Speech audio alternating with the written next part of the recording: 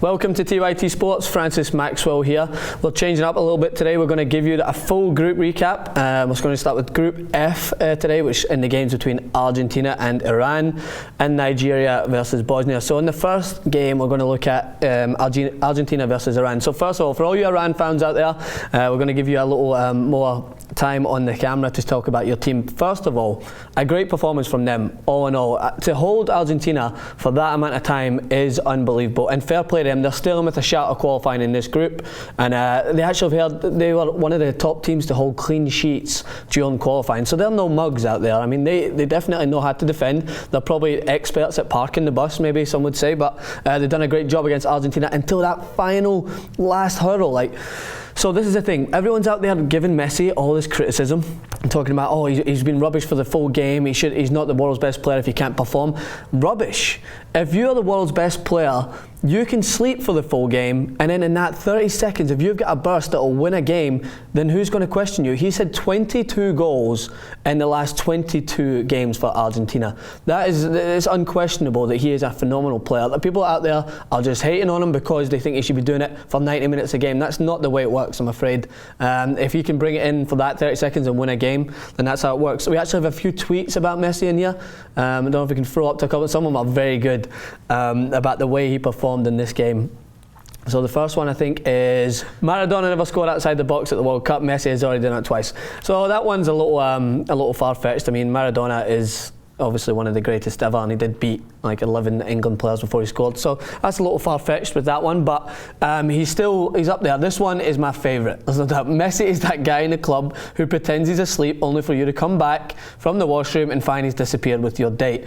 It sums the game up perfectly. He can be quiet for the full game, and then just when you think you're safe, bang, goal 30 yards, and Argentina win the game 1-0. But all credit to Iran. They've done amazing job of silencing them for that amount of time. But as as the US faced harshly as well with Ronaldo, you can't give these players 2 inches when it comes to that last 5 minutes or last minute. It just doesn't work that way. They'll punish you, and Iran face that consequence, and Argentina go through to the last 16, not in particularly good form, but they're through the last 16, and that's all that matters at this point. So we're going to look at the next game, Nigeria. Oh, sorry, that was a good picture. Is that Wolf of Wall Street? Oh yeah. Yeah, it was good.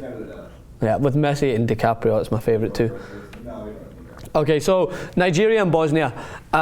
Nigeria, I got a lot of criticism out here about what I felt about Nigeria.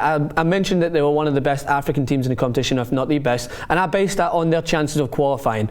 And there's 2 things I like to be. One of them is right, and the other one is not wrong. And in most cases, I'm kind of on point with this. In Nigeria, as they've shown, they may have had a poor performance in friendlies, but friendlies don't matter. They won the African Cup of Nations, and they're a dangerous team, as they showed against Bosnia.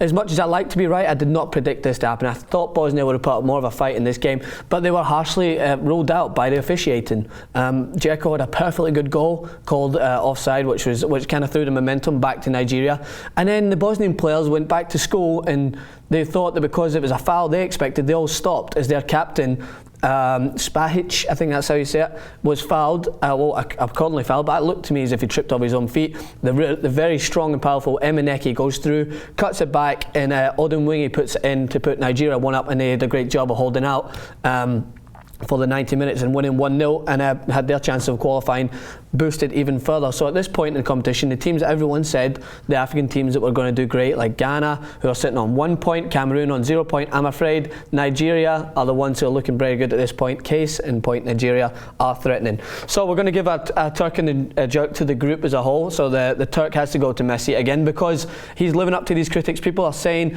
that he shouldn't be performing to this, that he's not performing enough in the game, but as I said before, if you can do it for those 30 seconds, 15 seconds and bang one in from 30 yards, you're my Turk no matter what. And the jerk goes to the linesman in the Nigeria-Bosnia game. Poor call. It was clearly onside, and that could have been the call that could have changed Bosnia's fate in this tournament. Again, thank you for tuning in. Follow us on Twitter. Follow me on Twitter at Francis_Maxwell, and make sure to stay tuned for more videos coming today.